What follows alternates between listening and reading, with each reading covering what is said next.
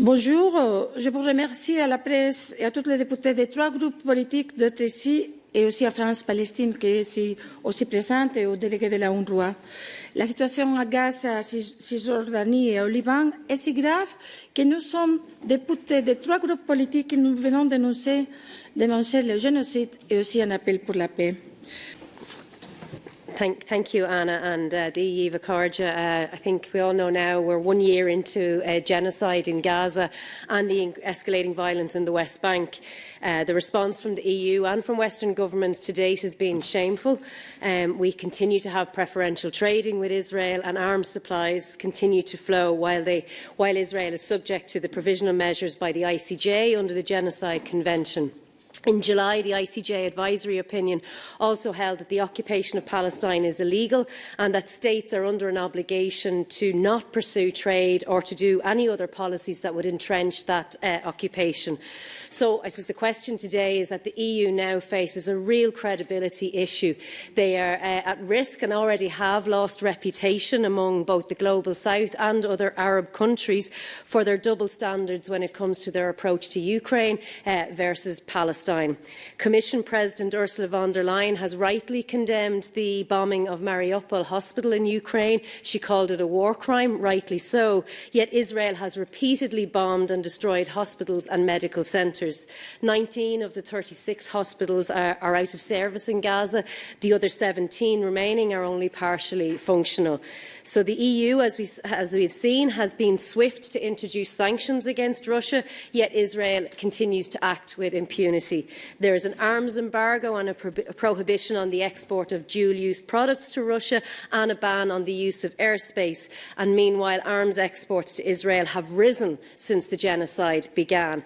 In my own country, Ireland, Irish airspace has been used as recently as yesterday to fly 9 tonnes of munitions to Israel.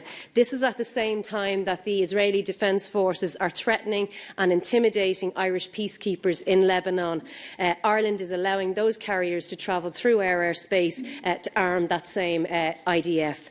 So the EU's strength is in our collective commitment to international law and to human rights. And as MEPs, I think we have a responsibility to ensure that the EU institutions and the Member States use every tool and resource available to secure a permanent ceasefire, an end to the occupation and the growing annexation of Palestine, and to uphold international law. No double standards. All we're asking is that the law be upheld, that the ICJ decisions be accepted and recognised. So Saoirse Dún Palestine. Now have the floor Maciek Nemec from the S&D. Thank you so much.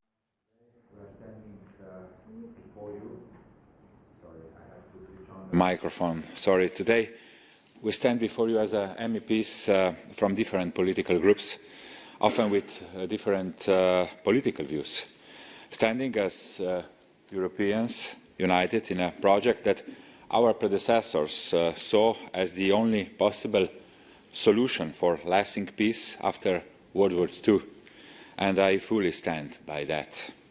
Above all, their journalists, their colleagues, we stand united in the belief that what is happening in the Middle East, in Gaza, in West Bank, in Lebanon, Syria, Yemen, Iran and Israel is one of the greatest tragedies of our generation. The international order, international law and institutions are crumbling. Thousands of innocent lives have been lost, along with a sense of humanity. UNRWA, a lifeline for millions of Palestinian refugees, is being instrumentalized by the right, constantly attacked and undermined. All of this is happening right now and right in front of our eyes, which gives us even greater responsibility as politicians and as an international community to take action. Israel leadership is opening new fronts without consequences, threatening Lebanon with devastation similar to what we are witnessing in Gaza. This has to stop. Europe and the US must stop sending arms to Israel. Our weapons are killing innocent people. We need to suspend the association agreement.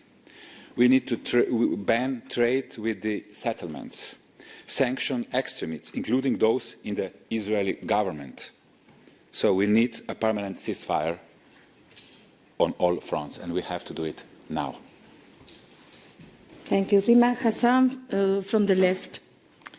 Merci. Bonjour à toutes et à tous. Je pèse mes mots quand je dis que nous avons une responsabilité immense sur les 5 années à venir et sur les mandats qui sont les nôtres. Au regard bien sûr de l'actualité internationale, mais au regard aussi des décisions qui sont rendues par les instances internationales. Les résolutions de l'ONU, les décisions de la Cour internationale de justice, les avis qui sont rendus sur la colonisation et l'occupation nous engagent, nous, députés européens, et en ce sens également les États européens et l'Union européenne. Il y a une bascule qui s'opère à la fois dans l'opinion, mais également dans les sphères politiques. Et c'est en cela que nous avons aussi une responsabilité. Israël a perdu, je crois, la plus importante des batailles, qui est la bataille de l'opinion. Et pour cause, les crimes qui sont recensés et qui sont documentés sont les crimes les plus graves. Le crime de colonisation, de l'occupation, du génocide, et également celui de l'apartheid, qui n'est pas assez traité et dénoncé ici.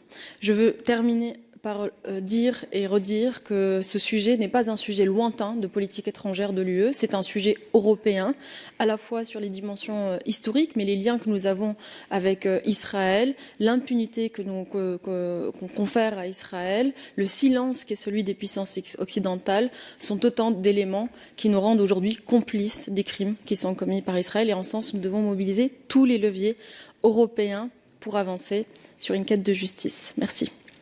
Merci beaucoup. Now, Gordon Bosanac from the Green CIFA Group. Thank you, Miranda. Thank you all. With this conflict, we have came actually now to the one of the unbearable civilization point, when it's really impossible anymore to see and to watch what is happening on the ground. And we have been also clearly hearing the voices from Israeli government, which is constantly saying, we just don't care. We don't care about the opinions of the international law, on the national courts. We don't care on the opinion of even us, MEPs, of condemning this war. But we should not ever stop condemning this war. And also I would like to stress one point which I find crucial for the maybe soon end of this civilization's shame. And this is that the words my colleagues and I myself are saying here are also the words which we are hearing from Israeli citizens.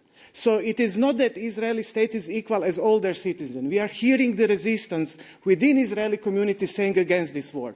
And we think that also we should get more attention, more support to those Israelis who are understanding what is going on and who are not can agree with the policy of their government. And I will say one more sentence as well.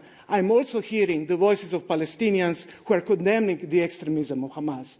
So there are people on both sides who are the guarantees that this conflict can be ended, not maybe very soon, but we are here to support them as much as we can. And now Cecilia Strada from the S&D. Grazie, buongiorno a tutte e tutti. Non ripeterò quello che dicono i colleghi, ma vorrei sottolineare un... Good morning, everybody. Dear friends, very shortly, I'm not going to be reiterative. Invasion of Palestine and Lebanon by Israel is fully uncompliant of the international law, and the European Union has to take action to put as much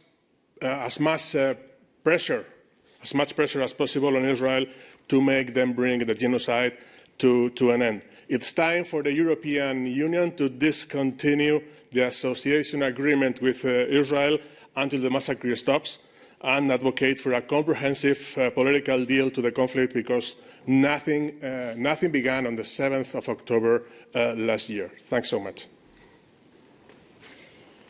Per Clausen. Every time an F-35 fighter jet is dropping a bomb or Gaza, it is most likely to be equipped with components from my country, Denmark. The Danish government has refused to stop the sale of these crucial components. In doing so, it's very clear that Denmark violates international rules of arms trade and is becoming complicit in the terrible war crimes happening in Gaza. Unfortunately, Denmark is not alone. Several EU states have continued to arm Israel after the 7th of October. EU and its member states have turned a blind eye to international law. And as a consequence, thousands of innocent people have been killed. EU must do everything possible to put an end to the terrible war crimes happening in Gaza and to decades of systematic human rights violations against Palestinians. It's therefore crucial that EU bans arms sales to Israel. Actually, EU has a legal obligation to do so. We must not let down the people of Palestine.